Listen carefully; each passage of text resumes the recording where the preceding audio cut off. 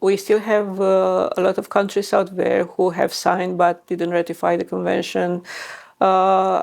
We know there is not a good recipe for how do you support a country in finalizing this process.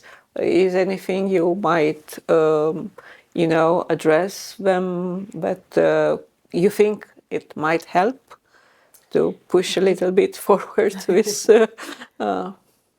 I think what I would always say, since I'm also a lawyer, like I'm legally trained, not a lawyer, but legally trained, I would always say that ratifying an international contract or treaty in any sort of gives you the opportunity to create a minimum standard.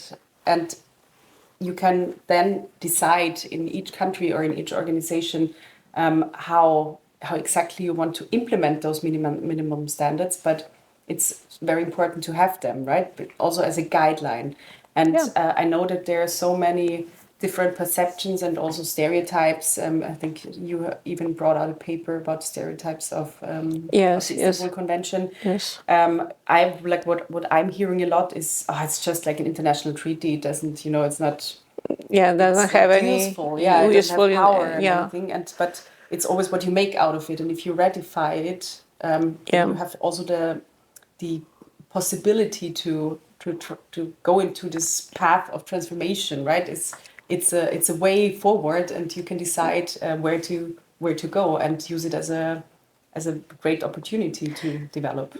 Yeah, because what we have seen in our work in using Grevio reports is doing on each country is such an important tool, because looking to all the provision and what needs to be like all the comparison are always regarding minimum standard services. Exactly. It's nothing more than that.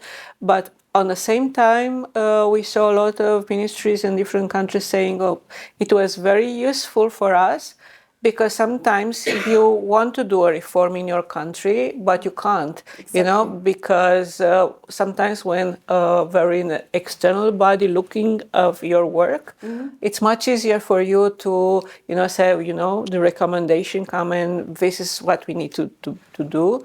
And I think it's useful because also allocation of resources is based on that.